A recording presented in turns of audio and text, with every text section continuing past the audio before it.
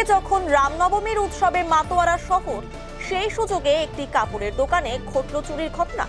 শিলিগুড়ির হায়দারপাড়া এলাকার ঘটনা।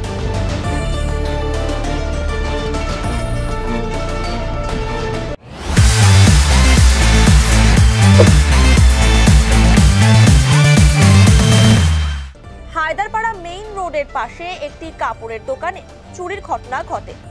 দোকান মালিক প্রতিদিনের মতো এদিন দুপুরেও দোকানের গেট বন্ধ করে খাওয়ার জন্য যান। সেই সুযোগে এক যুবক গেটের লক ভেঙে দোকানের ভেতরে ঢোকে এবং 40,000 টাকা নিয়ে সেখান থেকে চম্পট দেয়। এরপর দোকানে এসে কয়েকজন ক্রেতাকে দেখতে পান মালিক। পাশেই টাকার ব্যাগ পড়ে থাকতে দেখেন। তা দেখেই সন্দেহ হয়। তৎক্ষণাৎ সিসিটিভি ফুটেজ দেখে চুরির ঘটনা নজরে আসে তার। এরপরই খবর দেওয়া হয় ভক্তিনগর থানার পুলিশকে।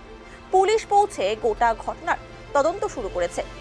এই বিষয়ে দোকানের মালিক জানান, অ্যাকচুয়ালি আমরা লাঞ্চে যাই, পার্টিকুলারলি একটা টাইমে 3টে সাড়ে 3টের দিকে। তো সেই সময় আমরা আজকেও লাঞ্চে যাই, পাশের দোকানে ইনফর্ম করে যাই একটু দেখুন আমরা আসছি। তো 3টার দিকে গেছি আমরা লাঞ্চে। তো 4টার দিকে একটা ফোন আসে আমার কাছে, ওয়াইফের কাছে, যে কোথায় আছেন, আমরা শাড়ি নেবো। তো 3জন মহিলা এসেছিল, ও খাওয়াচ্ছিল বাচ্চাকে। তো আমি ফট করে চলে আসলাম, এসে দেখলাম 3জন বসে আছে ভেতরে। আমরা তো লক করে গেছি বাইরের থেকে। আমি ভেতরে দেখে আমি বুঝে গেছি যে কোনো একটা ডাউট, মানে কিছু একটা হয়েছে। আমি এসে দেখলাম এখানে ব্যাগ পড়ে আছে, টাকার ব্যাগটা।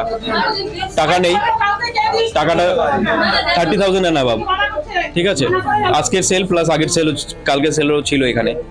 তো টাকা ব্যাগ পড়ে আছে। তো সঙ্গে সঙ্গে আমি কাস্টমারগুলোকে বললাম আপনারা ওয়েট করুন, আমি সিসিটিভি ক্যামেরা চেক করবো। তো চেক করে দেখলাম ওনাদের কোনো ইনভলভমেন্ট নেই। একটা নতুন কোনো ছেলে, সে মানে বাইরে ওয়েট করছিল অনেকক্ষণ ধরে। আমরা যাওয়ার পরে উনি কোনোভাবে গেটটাকে ব্রেক করে ভেতরে ঢোকে যা টাকা ছিল এখান থেকে কালেক্ট নিয়ে 3-4 মিনিটের মধ্যে চুরি করে উনি বেরিয়ে যায়।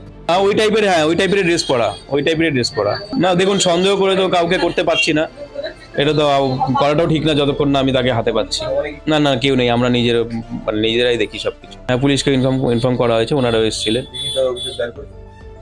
না লিখিত অভিযোগ দিতে বলেছে, আমরা যাচ্ছি।